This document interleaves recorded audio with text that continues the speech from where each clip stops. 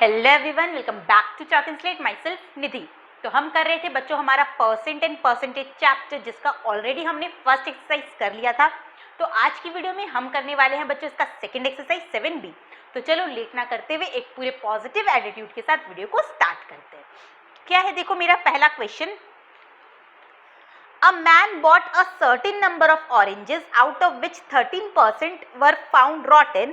He gave 75% of the remaining in the charity and still has 522 oranges left. Find how many had he bought. Question को ध्यान से समझो, question में क्या बोला जा रहा है। A man bought a certain number of oranges. आदमी ने कितना ऑरेंज खरीदा है आपको नहीं पता। Out of which 13% were found Rotten, जितना भी ऑरेंज उसने खरीदा है उसका 13% क्या हो गया बच्चों, सड़ गया, रॉटेन हो गया। And he gave 75% of the remaining, मतलब सड़े हुए ऑरेंज को साइड करने के बाद जो ऑरेंज बचा उसमें से 75% ऑरेंज उसने क्या किया बच्चों, चैरिटी में दे दिया। और उसके बाद भी उसके पास कुछ ऑरेंज था जिसमें से 13% बच्चों खराब हो गया, जिसे हमने माइनस कर दिया। बचे हुए ऑरेंज का 75% उसने चैरिटी में दे दिया। उसके बाद भी बच्चों उसके पास कितना ऑरेंज बचा, 522 ऑरेंज बचा। Then we have to find कि स्टार्टिंग में उसके पास कितना ऑरेंज था, मतलब उसने कितने ऑरेंज को खरीदा था। क्वेश्चन समझ में आ गया? कैसे करेंगे आपको गिवन नहीं है कितना ऑरेंज उसने खरीदा था, तो हम लेट कर लेंगे। Let total number of oranges is equal to X. हमने लेट कर लिया कि उसने एक्स ऑरेंज खरीदा था। अब देखो जितने भी ऑरेंज उसने खरीदे उसमें से 13% रॉटेन है, तो क्या लिखोगे, नंबर ऑफ रॉटेन ऑरेंज।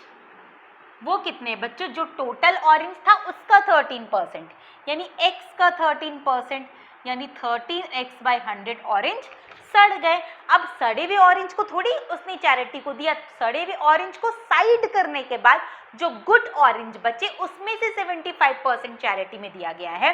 तो आप क्या लिखोगे, नंबर ऑफ गुड ऑरेंज, मतलब कितने ऑरेंज अब आपके अच्छे बचे हैं। तो टोटल ऑरेंज x था जिसमें से 13x/100 खराब हो गया बच्चों, तो 87x/100 एलसीएम ले लेंगे हम यहाँ से, तो कितना आ जाएगा, 87x/100 ऑरेंज अब बचा है, जो कि गुड क्वालिटी का है, अच्छा है। इस ऑरेंज में से 75% उसने, ये हो गया आपका रिमेनिंग ऑरेंज है ना, सड़े हुए को बाद करने के बाद ये हो गया आपका रिमेनिंग ऑरेंज। रिमेनिंग का 75% चैरिटी को दिया गया, तो number of orange given to charity कितना हो जाएगा, रिमेनिंग ऑरेंज का 75%, मतलब इतना ऑरेंज कहाँ दिया गया बच्चों, चैरिटी में। मल्टीप्लाई कर लो, 3 7 21, 3 8 24, 25 26 x/400, इतना ऑरेंज बच्चों कहाँ दिया गया है, चैरिटी में। उसके बाद भी उसके पास कितना ऑरेंज बचा है, 522। बुक के हिसाब से 522 बचा, आपके हिसाब से कितना बचा होगा, तो देखो पहले ऑरेंज था x, ठीक है, उसमें से 13x/100 बच्चों खराब हो गया, तो उसे हमने माइनस कर दिया। उसके बाद ऑरेंज बचा इतना, उसके बाद मेरे पास अच्छा ऑरेंज कितना बचा, इतना। इसमें से मैंने चैरिटी में कौन सा ऑरेंज दिया, ये वाला, यानी इसमें से मैंने जो चैरिटी को ऑरेंज दिया उसे मैं माइनस कर दूं तो मेरे पास बचा हुआ ऑरेंज आ जाएगा। यानी हमारे हिसाब से कितना ऑरेंज बचा है, 87x/100 माइनस 261x/400, ये हमारे हिसाब से ऑरेंज बचा है। और बुक के हिसाब से कितना ऑरेंज बचा है बच्चों, 522। दोनों को हम इक्वल कर देंगे और यहाँ से इस इक्वेशन को क्या करेंगे बच्चों, सॉल्व करेंगे। ये हो गया आपका 400, 4 7 28, 4 8 32, 33 34 minus 261x is equal to 522। Minus कर लो बच्चा, कितना आएगा, ये हो गया आपका, मैं इधर कर देती हूँ, 8 में से 1 7, ये हुआ 14, 14 में से 6 गया 8, 87x/400 इज इक्वल टू 522। यहाँ से x अगर अपन निकालेंगे तो 522 इंटू 400 डिवाइडेड बाई 87, ठीक है। 6 टाइम्स में ये कैंसिल हो जाएगा, देखो 87 के टेबल में 6 टाइम्स में 6 7 42, 6 8 48 और 4, हाँ 52, 6 टाइम्स में 6 4 24 यानी 2400 ऑरेंज उसके पास स्टार्टिंग में थे। समझ में आया कैसे? क्या नॉर्मली कितना ऑरेंज था हमने उसे एक्स लेट कर लिया, फिर जैसा क्वेश्चन में गिवन है उस हिसाब से आप पुट करते जाओ, आ जाएगा। सेम टू सेम इसका नंबर 5 है, तो नंबर 5 भी मैं बता दे रही हूँ, सॉल्व नहीं करूँगी क्योंकि सेम पैटर्न के सारे सम अगर मैं कर दूंगी तो आप क्या करोगे, तो इसका मैं इक्वेशन बना दूंगी, सॉल्व आप करोगे और कमेंट सेक्शन में या फिर टेलीग्राम ग्रुप में मुझे आंसर बताना। टेलीग्राम ग्रुप को ज्वाइन कर लो, ग्रुप का लिंक डिस्क्रिप्शन बॉक्स में प्रोवाइडेड है। तो क्या है नंबर 2 देखो, 5 people in a town died due to some diseases and 5% of the people in a town died due to some diseases and 3% of the remaining left the town. If 2,76,450 people are still in the town, find the original number of the people. Same to same type का question आपको बोला गया है कि एक town में कितना people था आपको पता नहीं, आप लेट कर लोगे, let total people is equal to X, जिसमें से 5% है जो बच्चों कोई डिजीज के कारण मर गए, तो आप क्या लिखोगे, नंबर ऑफ पीपल डाइड, कितना परसेंट, 5%, यानी x का 5%, यानी 5x/100 पीपल जो था वो मर गया, और बचे हुए का 3% टाउन छोड़कर चला गया। बचे हुए का टोटल x था, उसमें से इतना मर गया, तो रिमेनिंग यानी बचा कितना, x - 5x/100 यानी 95x/100 पीपल अभी बचे हैं, जिसका 3% टाउन छोड़कर चला गया। तो आप क्या लिखोगे, number of people left town, कितना हो जाएगा, बचे हुए का कितना परसेंट बच्चों, 3%, मतलब इतना पीपल जो है वो टाउन छोड़कर चला गया है। मल्टीप्लाई कर लो तो ये हो जाएगा, कट करना चाहो तो कट कर सकते हो, अदरवाइज मल्टीप्लाई कर लो, 3 5 15, 3 9 27, 128, x/0000, इतना पीपल जो है वो टाउन छोड़कर चला गया। उसके बाद भी जो बचा है, देखो पहले पीपल था x, जिसमें से इतना मर गया बच्चों, तो बचा इतना, इसमें से इतना पीपल अगर टाउन छोड़कर चला गया तो बचेगा कितना, माइनस करेंगे हम, यानी हमारे हिसाब से कितना पीपल बचेगा, 95x/100 minus 285x/10,000 and according to book कितना पीपल बचा है, 2,76,450। इस इक्वेशन को हम सॉल्व करेंगे और x का वैल्यू फाइंड आउट कर लेंगे, वही हमारा टोटल पीपल होगा। तो इसे आप करना, x का वैल्यू क्या आया मुझे कमेंट सेक्शन में बताना। मैं बताती हूँ नेक्स्ट नंबर 3, बहुत ही ज़्यादा इंटरेस्टिंग और अच्छा क्वेश्चन है, तो इसे हम ध्यान से समझेंगे। देखो क्या है क्वेश्चन नंबर 3।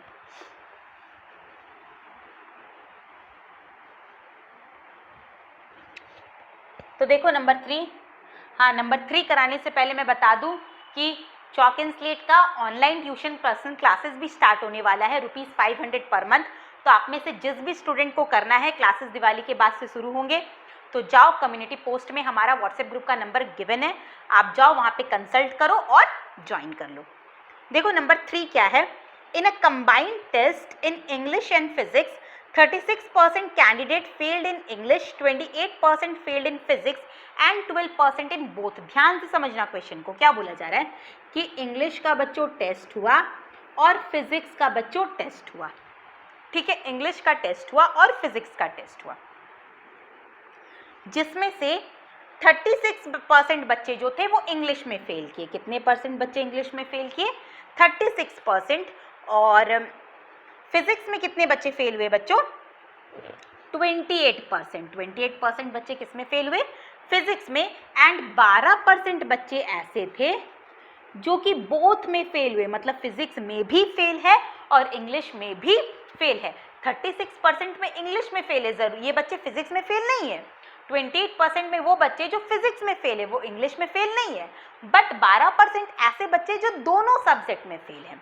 आपको निकालने बोला गया find the percentage of pass candidate, कितने परसेंट बच्चे पास हुए। तो आप बोलोगे मैम ये तो बहुत ईजी है, आपको गिवन है इंग्लिश में कितने बच्चे फेल है, फिजिक्स में कितने बच्चे फेल है, टोटल में कितने बच्चे फेल है, सबको हम प्लस करेंगे एंड टोटल परसेंटेज 100 होता है, उससे हम माइनस कर देंगे। बट नहीं बच्चा, ये सब ऐसे नहीं बनेगा। तो क्या चेंजेस है इसमें, मैं थोड़ा इरेज कर देती हूँ।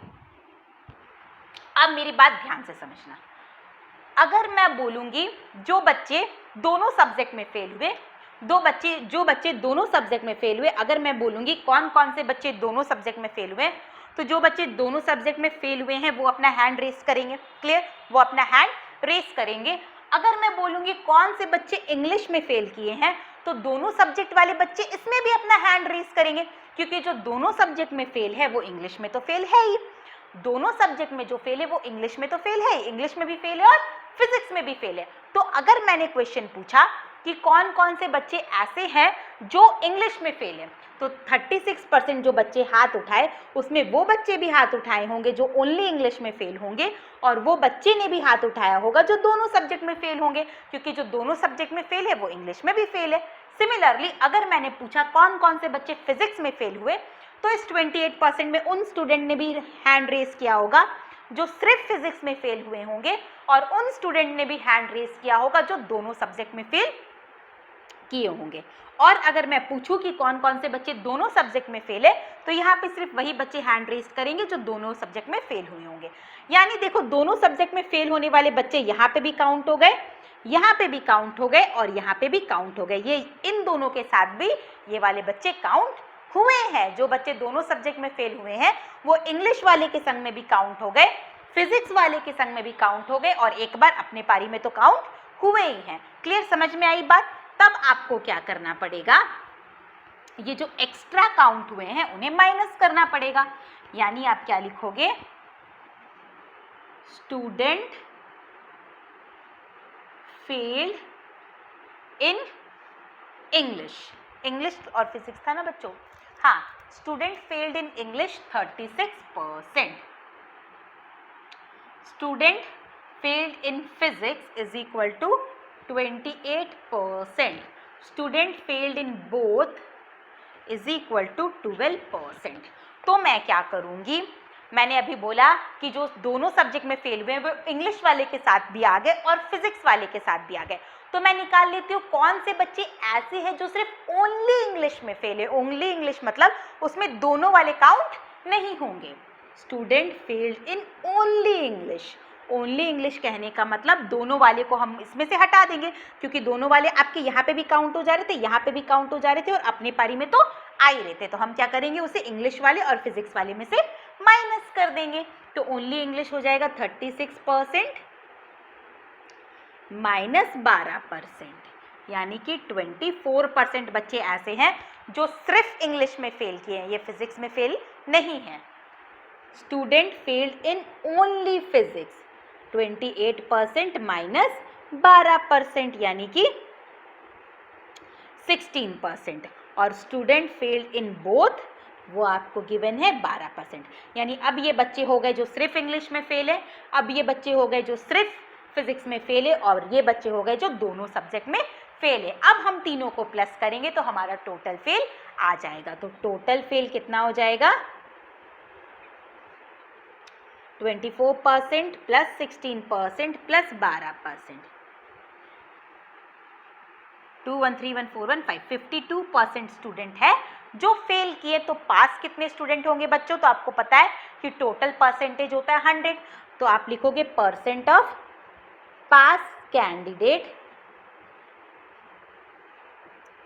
100% माइनस 52% इज इक्वल टू 48%। 48% ऐसे बच्चे हैं जो पास हुए हैं। आगे आपको क्या बोला जा रहा है, the total number of candidate निकालो अगर फेल्ड कैंडिडेट का नंबर है 208।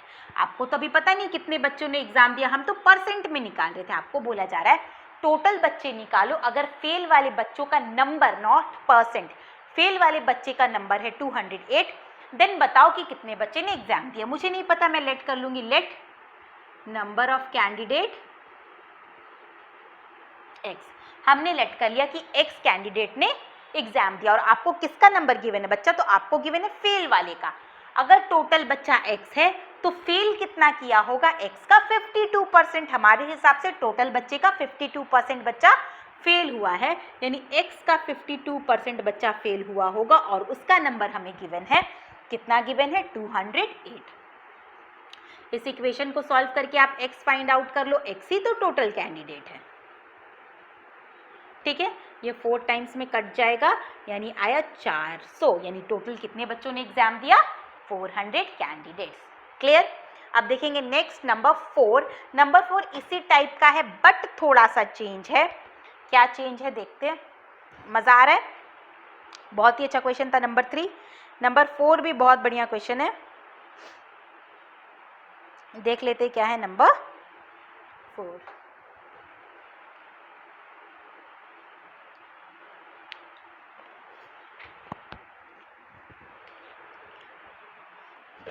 थोड़ा सा इसमें क्वेश्चन को मॉडिफाइड किया है। नंबर 4 में क्वेश्चन को क्या कर दिया बच्चा, थोड़ा सा मॉडिफाइड कर दिया है।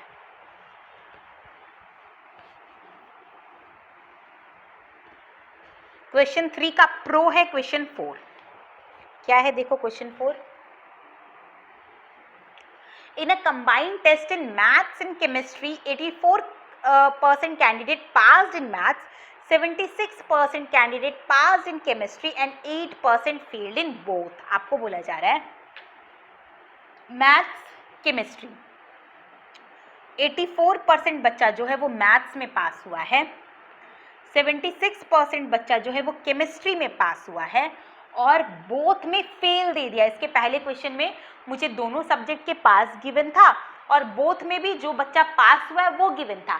इसमें क्या किया है बच्चों, मैथ्स का आपको पास स्टूडेंट दे दिया है, केमिस्ट्री का आपको पास स्टूडेंट दे दिया और बोथ में कितने बच्चे फेल किए हैं वो मुझे गिवन है। कितने परसेंट बच्चों, 8%।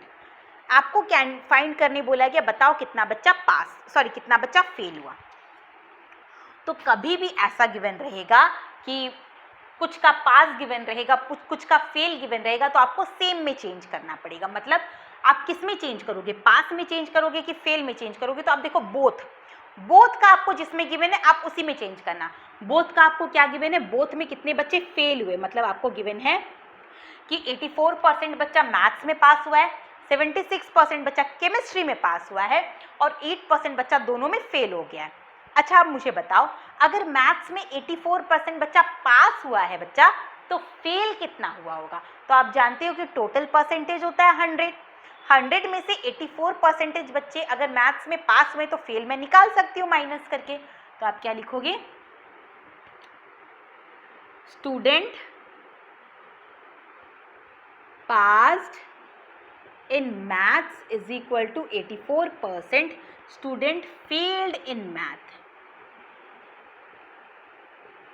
100% minus 84% is equal to 26%, sorry 16%।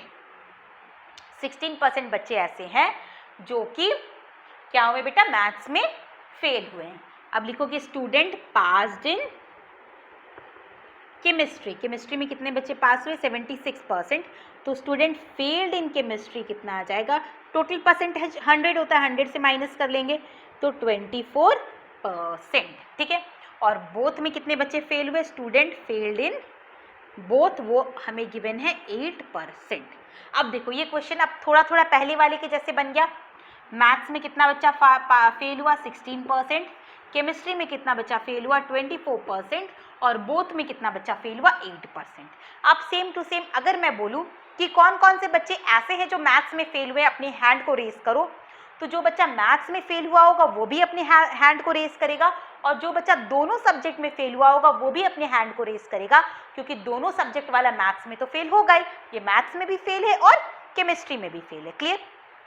Similarly मैं बोलूँगी कौन कौन सा बच्चा ऐसा है जो केमिस्ट्री में फेल हुआ है, वो अपना हैंड रेज करो। तो उसमें वो बच्चे भी आएंगे जो सिर्फ केमिस्ट्री में फेल हुए हैं और वो बच्चे भी आएंगे जो दोनों सब्जेक्ट में फेल हुए हैं। और अगर मैं आपसे पूछूं कि कौन कौन से ऐसे बच्चे जो दोनों सब्जेक्ट में फेल हुए, तो 8% वाले बच्चे अपने हैंड को रेज करेंगे। यानी 8% इसके संग में भी आ गया, इसके संग में भी आ गया और यहाँ पे भी आ गया, तो आपको सेम टू सेम माइनस करना होगा।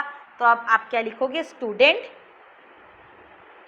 फेल्ड इन ओनली मैथ, मतलब ऐसे बच्चे जो सिर्फ मैथ्स में फेल हुए, केमिस्ट्री में फेल नहीं हुए। मैथ्स में फेल होने वाले बच्चे थे 16%, उसमें से हम बोथ में फेल होने वाले बच्चे को माइनस कर देंगे, यानी 8% बच्चे ऐसे हैं जो सिर्फ मैथ्स में फेल हुए हैं। अब आप क्या लिखोगे, स्टूडेंट फेल्ड इन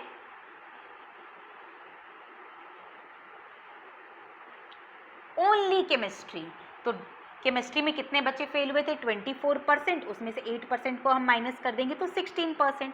अब टोटल निकालो, टोटल फेल कैसे निकालोगे, सिर्फ मैथ्स के बच्चे सिर्फ केमिस्ट्री के बच्चे और दोनों में फेल वाले बच्चे। सिर्फ मैथ्स में हुए 8%, सिर्फ केमिस्ट्री में हुए 16% और दोनों में हुए 8%, यानी 32% बच्चे ऐसे हैं जो कि फेल हुए हैं।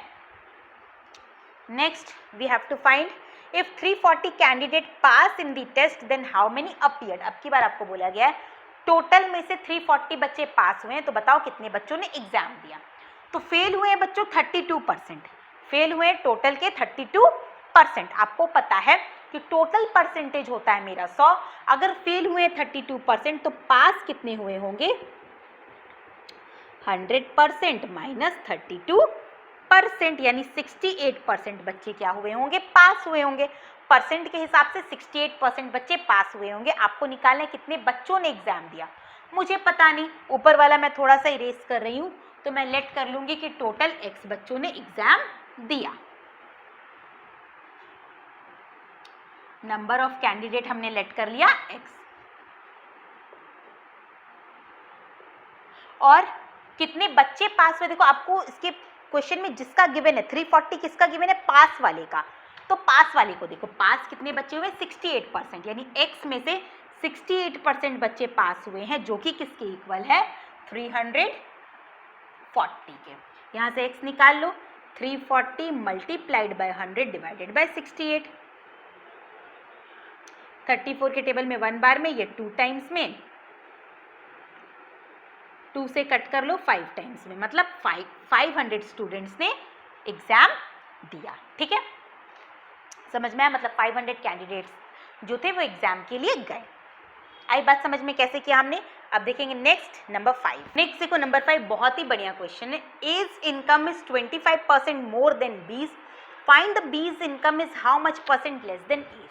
बोला जा रहा है दो बंदे हैं ए और बी, ए का इनकम बी के इनकम से कितना ज़्यादा है बच्चों, 25% ज़्यादा है। ए का इनकम ज़्यादा है, बी के इनकम से कितना परसेंट ज़्यादा है, 25%। तो आपसे पूछा जा रहा है बी का इनकम ए के इनकम से कितना कम होगा। तो आप बोलोगे सिंपल सा बात है मैम, अगर ए का इनकम बी के इनकम से 25% ज़्यादा है तो बी का इनकम ए के इनकम से 25% कम होगा। बट नहीं बच्चा, ऐसे नहीं होगा। आपको बोला जा रहा है ए का इनकम बी के इनकम से 25% ज़्यादा है, तो इस केस में ए का इनकम किससे कंपेयर किया जा रहा है, बी के इनकम से। ए का इनकम किससे कंपेयर किया जा रहा है, बी के इनकम से, तो डिनोमिनेटर में बी का इनकम लिखा रहा है।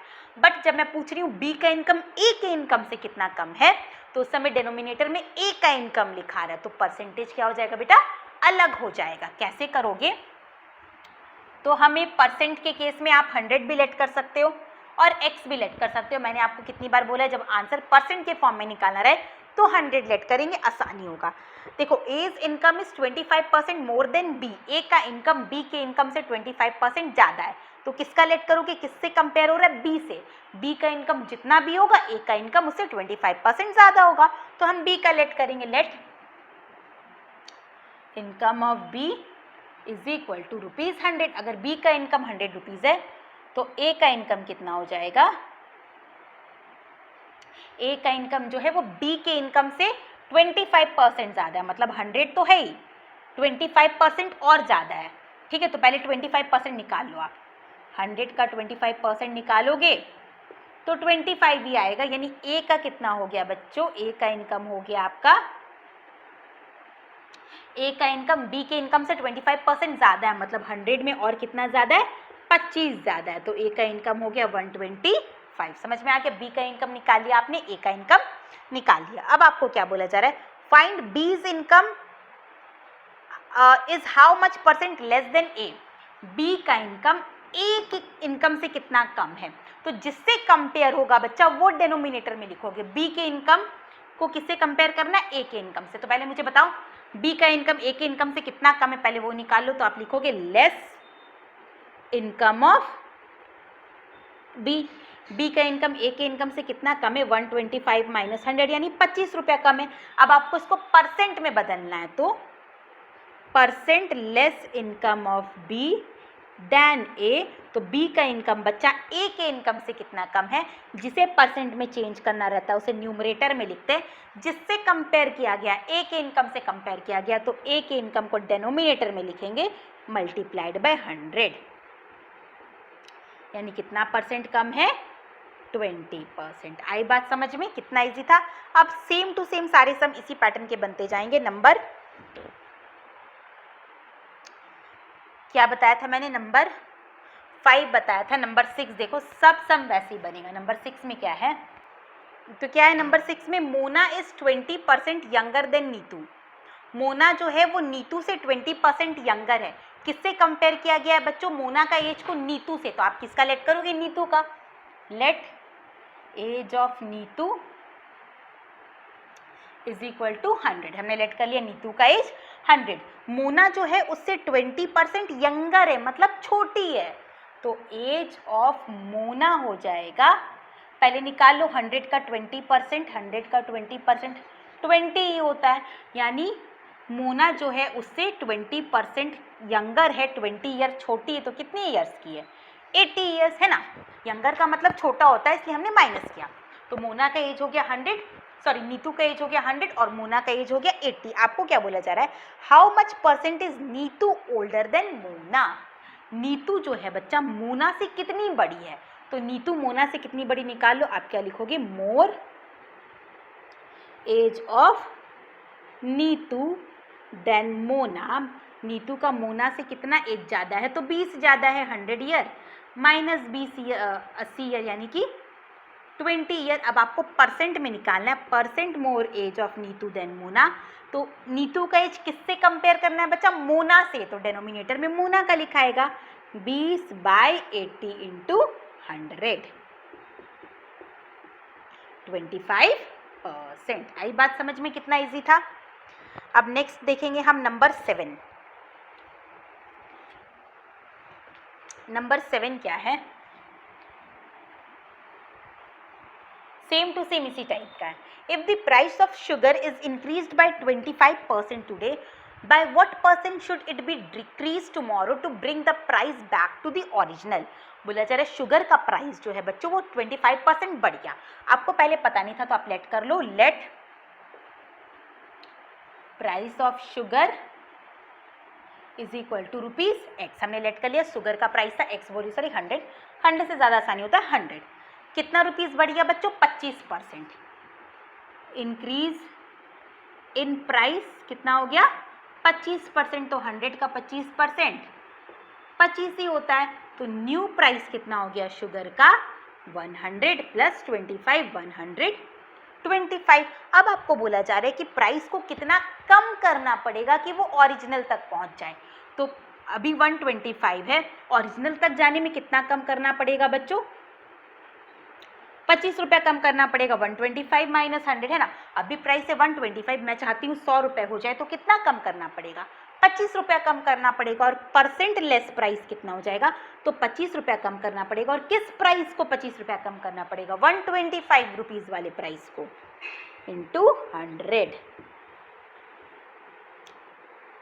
यानी कि 20% जो है प्राइस को डिक्रीज करना पड़ेगा। आई बात समझ में? नंबर 8 और 9 एकदम सेम पैटर्न का है, तो मैं नंबर 9 बताऊंगी। नंबर 8 आप खुद से करोगे, क्योंकि एक में इंक्रीज बोला है बच्चों, एक में डिक्रीज बोला है। देखो क्या है।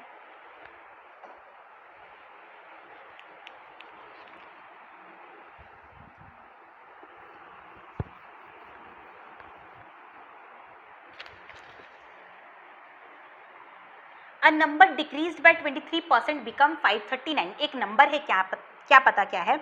जब हमें उसे 23% कम कर दिया तो वो 539 बन गया। आपको यहाँ परसेंट में आंसर नहीं निकालना है, एक्चुअल आंसर निकालना है। तो हम x ले लेंगे। Let number is equal to x। Number था x, हमने नंबर को कितना कम कर दिया? x का 23%। x का 23% कितना हो जाएगा? नंबर को उसका 23% कम कर दिया। नंबर है x, x का 23% कितना होगा? 23x/100, x into 23/100। जब हमने इसे डिक्रीज कर दिया तो माइनस लगाएंगे, तो वो कितना हो गया? 539।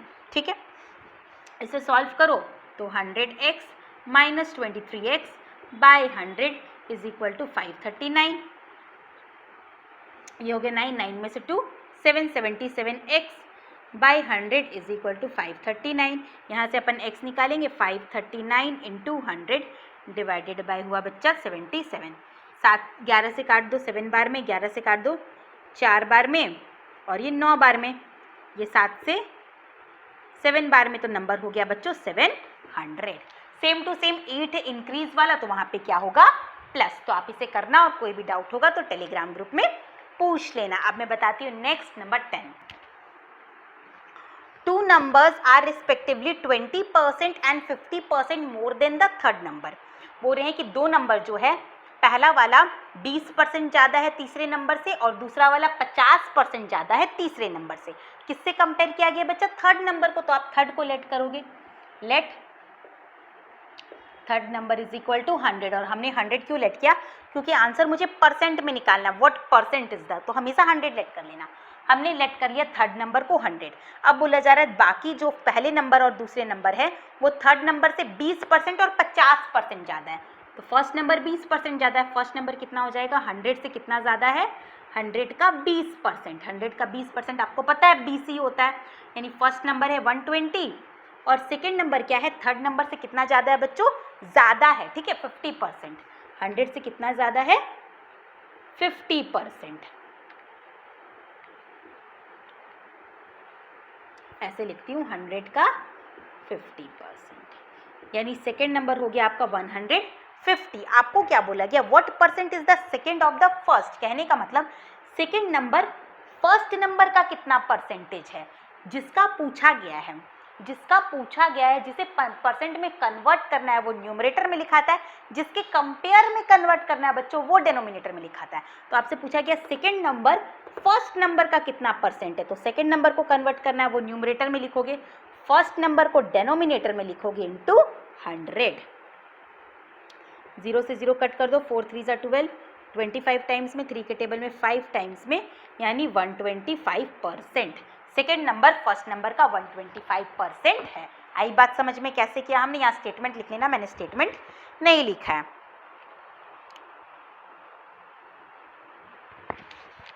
नंबर 11 देखो क्या है।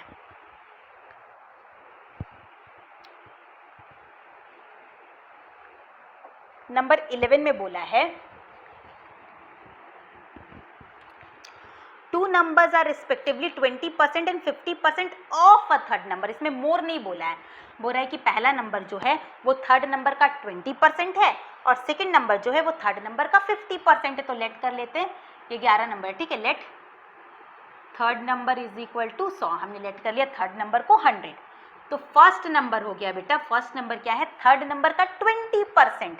थर्ड नंबर का 20% कैसे निकालोगे? थर्ड नंबर है 100, 100 का 20% हो गया 20, यानी सेकेंड नंबर फर्स्ट नंबर हो गया आपका 20 और सेकेंड नंबर बोला जा रहा है थर्ड नंबर का 50% है। सेकेंड नंबर क्या है?